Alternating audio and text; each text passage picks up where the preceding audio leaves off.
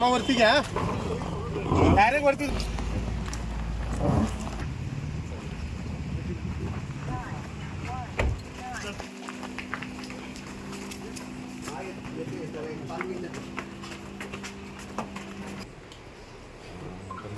म्हणाले की आमच्या मेडिकेशनला काही रिस्पॉन्ड करत नाही तर तुम्ही स्पेशालिस्टकडे घेऊन चला म्हणून मुंबईला बॉम्बे हॉस्पिटलला आम्ही त्यांना घेऊन गेलो 10 दिवस तिथे ॲडमिट होते तिकडे जवळ 1.5 महिना तरी खूप लागले तिकडे काय थांबायला तयार अचानक त्यांना त्रास व्हायला लागला म्हणून मला ॲडमिट डायलिसिस चालू करायला लागलं मंगळवारपासून डायलिसिस चालू केलं डायलिसिस झालं तेव्हा होते बरं फ्रेश वाटलं त्यांना दुसऱ्या डायलिसिस नंतर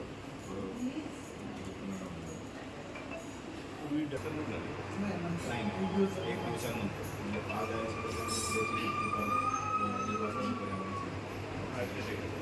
नाही किडनी फेलरमुळे हार्ट प्रेशरला ब्लड प्रेशर ड्रॉप व्हायला लागलं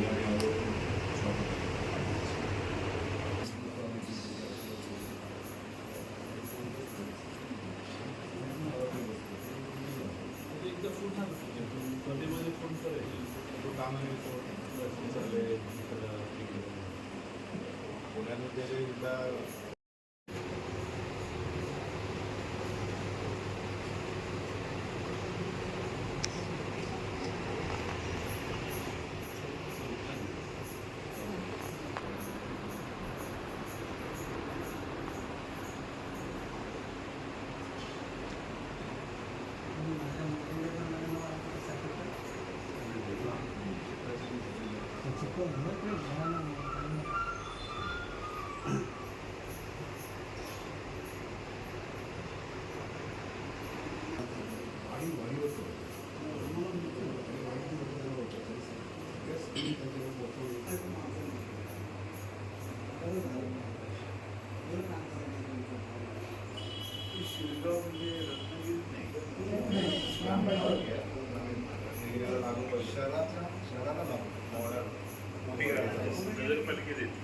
प्रश्न की वाल्मिक कराड ज्या दिवशी गुन्हा दाखल झाला कळलेला त्या दिवशी तो उज्जैनमध्ये होता त्या संदर्भातले पोस्ट इंस्टाग्रामवरती पाहायला मिळतात काय सांगाल माहित नाही मला काय मी काय फार त्याच्यासोबत पोलीस पण होते ते आता तपासात सगळे हळूहळू कळेल मला वाटतं आणि तपासात ते पुढे येईलच.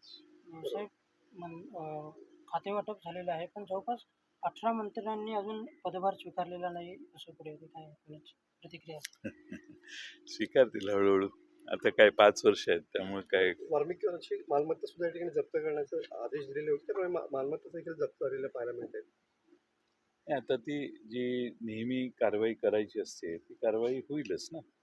त्यांच्यावरचा गुन्हा सिद्ध होण्यासाठी काही प्रोसेस आहे. ती प्रोसेस झाल्यावर गुन्हा सिद्ध झाल्यावर मग कायदेशीर बाकीच्या कारवाया होतील.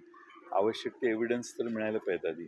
त्यामुळं बघू आता पोलीस योग्य तो तपास करतील असा आम्हाला विश्वास आहे. पण एकंदरीत या सगळ्या प्रकारामध्ये कुठेतरी कायदा सुव्यवस्था राहिली नाही असं वाटतं तुम्हाला या सगळ्या गोष्टीवरून कायदा सुव्यवस्था नाही आहे हीची प्रचिती या घटनेमुळे येते.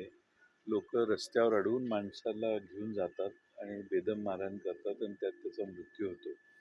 अशा बऱ्याच घटना अलीकडच्या काळात झाल्यात.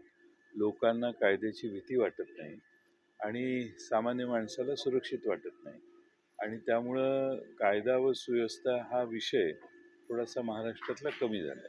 तर बीडच्या प्रकरणात तुला काय वाटतं कोण सरकार दोषी या प्रकरणात आहे या सगळ्या घटनेच्या संदर्भामध्ये नाही तर तपासात जे पुढे येईल त्यावर भाष्य करणं आवश्यक.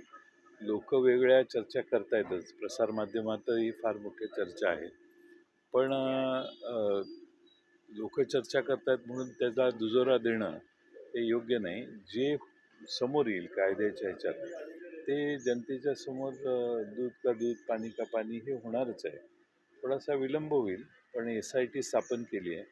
माझी सरकारला विनंती आहे की त्यांनी लवकरात लवकर कारण सामान्य कुठल्या गुन्ह्यात SIT आपण स्थापन करत नाही पोलिसच तपास करतात. SIT म्हटल्यावर विलंब होऊ नये SIT हा अडथळा होऊ नये एवढी काळजी सरकारने घ्यावी. बीडचं पालकमंत्रीपद या संदर्भात कोणाने द्यावं असं वाटतं तुम्हाला पण काय सगळ्या गोष्टी मी विरोधी पक्षात आहे मी कोण देणार तुम्हाला काय वाटतं यामुळे नाही आम्हाला वाटण्याचाही अधिकार राहिलेला नाही आम्ही विरोधी पक्षात आहे